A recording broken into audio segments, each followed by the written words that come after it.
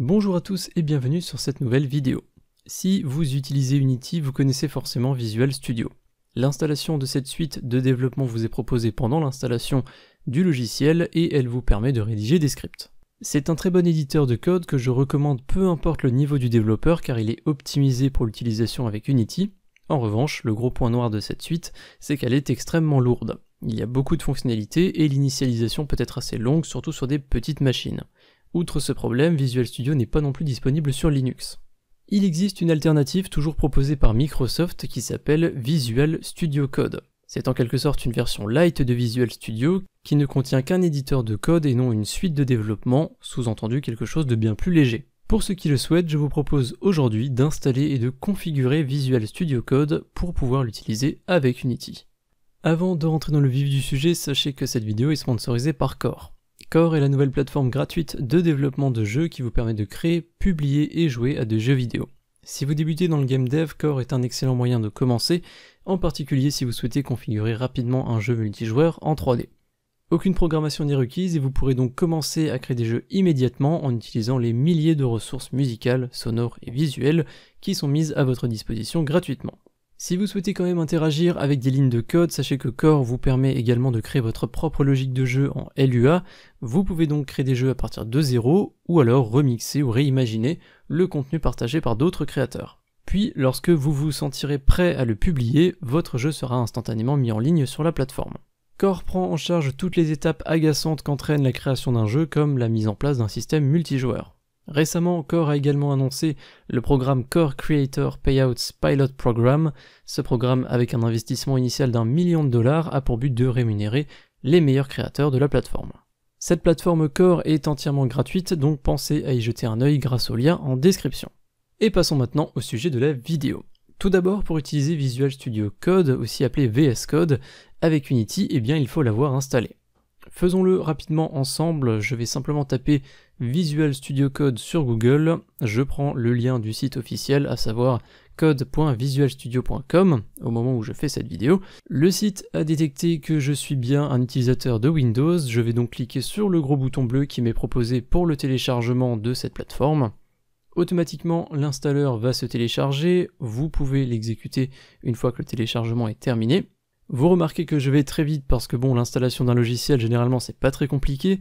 On accepte ensuite l'avertissement de Windows. On arrive ensuite sur l'inévitable fenêtre du contrat de licence. Je vous invite comme d'habitude à tout lire entièrement, à accepter ensuite le contrat et cliquer sur suivant. Vous devez ensuite choisir l'endroit où vous souhaitez que VS Code soit installé. De mon côté, je vais garder le répertoire par défaut, mais il est très important que vous vous souveniez où est-ce que vous installez le logiciel, donc pensez à le noter quelque part ou gardez-le en mémoire, car cet emplacement précis, on risque d'en avoir besoin un petit peu plus tard dans la vidéo.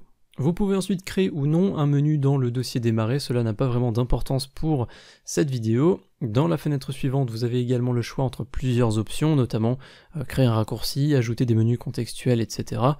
De mon côté, ces options ne m'intéressent pas, donc je ne vais pas les cocher, je vais uniquement laisser la toute dernière case cochée, qui est le path. Le path va stocker le chemin d'accès du logiciel, et je vous recommande donc de laisser cette case cochée chez vous aussi. Vous pouvez ensuite faire suivant et installer. L'installation devrait être assez rapide parce que comme je l'ai dit dans l'introduction, c'est un éditeur de code qui est extrêmement léger, et une fois que vous avez la confirmation de fin d'installation, vous pouvez décocher la case de lancement du logiciel et faire terminer. Maintenant que le logiciel est installé, je vous recommande de redémarrer votre ordinateur. Théoriquement, ce n'est pas obligatoire, mais c'est toujours mieux de redémarrer sa machine après l'installation d'un logiciel. Maintenant que Visual Studio Code est installé sur la machine, il faut qu'on aille dire à Unity que nos scripts doivent maintenant être gérés par VS Code. Pour ça, vous pouvez ouvrir un projet Unity existant ou en créer un nouveau, ça n'a absolument aucune importance. Dans tous les cas, on ne va rien modifier au projet en question. On va juste toucher aux préférences du logiciel Unity. Une fois que votre projet est ouvert, vous pouvez vous rendre dans Edit, puis Préférences. Vous avez une fenêtre qui apparaît et l'onglet qui nous intéresse nous, c'est le External Tools. Littéralement les outils externes. Vous retrouverez ici un menu déroulant External Script Editor. Je ne pense pas avoir besoin de traduire cette expression et en cliquant sur ce menu déroulant, vous allez recevoir plusieurs propositions. Si comme moi vous avez déjà Visual Studio d'installer sur votre machine, qu'il est déjà configuré avec Unity, il devrait apparaître dans cette liste. Mais étant donné que vous avez installé comme moi Visual Studio Code, eh bien cette valeur devrait également vous être proposée.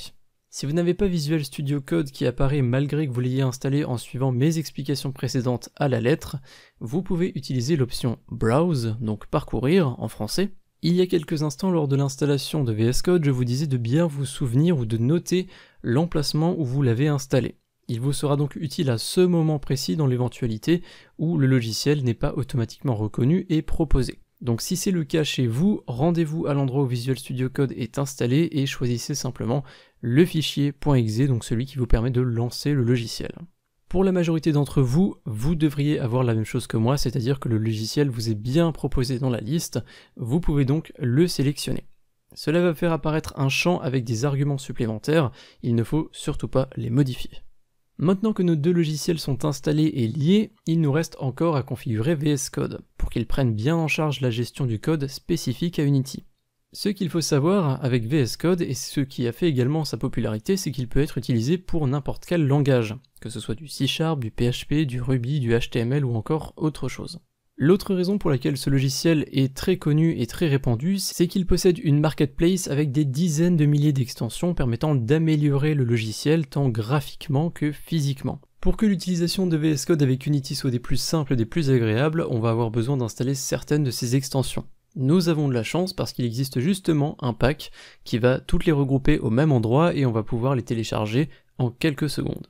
Vous pouvez donc ouvrir Visual Studio Code, soit comme moi en passant par le menu Windows, soit via le raccourci que vous avez peut-être créé sur le bureau, ou alors tout simplement, maintenant que Unity et VS Code sont liés, vous pouvez simplement double-cliquer sur un script dans un projet Unity et ça devrait vous ouvrir Visual Studio Code. Une fois que le logiciel est ouvert, vous devriez avoir à peu près le même interface que moi.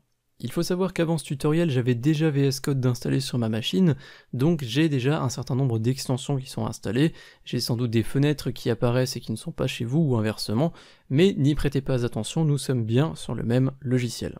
VS Code est équipé d'un certain nombre de menus sur la gauche, celui qui nous intéresse aujourd'hui c'est celui avec les petites cases, donc vous pouvez cliquer sur celui-là. Ce menu des petites cases, c'est celui des extensions. Comme je vous le disais, chez moi, j'en ai déjà un certain nombre que vous pouvez voir sur la gauche, et dans la barre de recherche, on va aller récupérer une extension qui va nous être très utile et qui s'appelle Unity 3D-Pack. Une fois qu'elle apparaît dans la liste, vous pouvez cliquer dessus et vous retrouvez un bouton vert avec marqué Install. Vous avez compris ce que vous êtes censé faire, cliquez sur ce bouton. L'installation peut prendre un petit peu de temps car comme le nom l'indique, c'est un pack qui va en fait installer plusieurs extensions pour que notre expérience d'utilisation avec Unity soit bien meilleure. Lorsque vous voyez le bouton Uninstall apparaître sur cette même page, c'est que tout s'est bien installé, vous pouvez maintenant fermer Visual Studio Code. On a donc maintenant Unity et VS Code qui sont installés, les deux sont paramétrés et liés, donc il n'y a plus qu'à tester.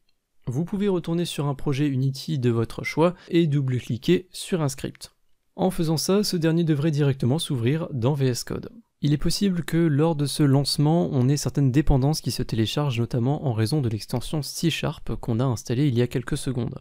On peut d'ailleurs le voir dans la console que j'ai en bas du logiciel. Peut-être que chez vous, elle n'est pas ouverte par défaut, quoi qu'il en soit, il faut laisser quelques secondes au logiciel le temps que toutes ces dépendances se téléchargent. On peut ensuite passer à l'étape suivante, à savoir tester avec une erreur. Allez à un endroit de votre code, vous tapez n'importe quoi, et vous sauvegardez votre script, vous fermez le logiciel. Unity devrait détecter une erreur de compilation, et en double-cliquant dessus, c'est toujours VS Code qui devrait s'ouvrir, et il devrait même vous ouvrir le script au bon endroit, c'est-à-dire à l'endroit où se trouve l'erreur. C'est le cas chez moi, donc les deux logiciels sont bien installés et paramétrés. J'attire votre attention sur un élément qui permet le fonctionnement entre ces deux logiciels. Il y a un package qui est automatiquement installé. Vous pouvez aller le voir dans Windows, puis Package Manager.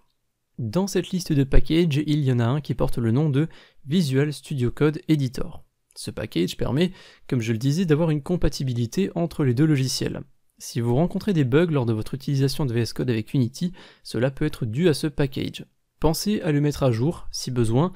Dans mon exemple, on peut voir que je n'ai pas la dernière version, par défaut j'ai donc une mise à jour qui m'est proposée. Mais vous pouvez également revenir dans des versions précédentes. Unapku, qui m'a donné un gros coup de main pour la réalisation de cette vidéo, et qui lui est sur Linux, m'a signalé que sur ce même OS, il avait rencontré un bug de compatibilité, malgré la présence de ce package. Et il avait réglé son problème en revenant à une version antérieure du package, à savoir la 1.1.3. Donc si vous êtes sur Linux, j'ai envie de dire que vous avez un petit peu l'habitude de galérer et de chercher un peu partout. Donc si jamais vous rencontrez un problème de compatibilité, eh bien pensez à checker la version que vous utilisez pour ce package et potentiellement à revenir dans une version précédente.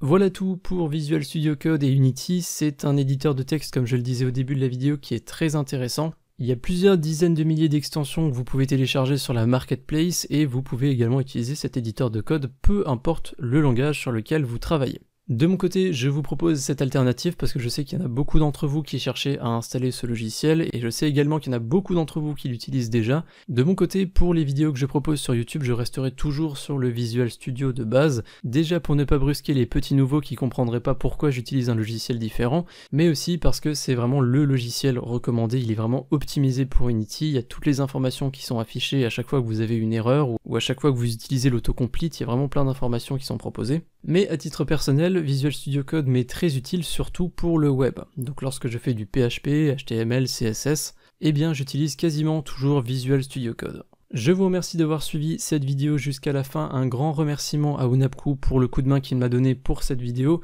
un gros remerciement également à tous les tipeurs du mois dernier qui sont affichés à droite de l'écran, et un remerciement spécial à Spyprog, Lionel, Frédéric, Schizocell, Alec1996 et Inca300.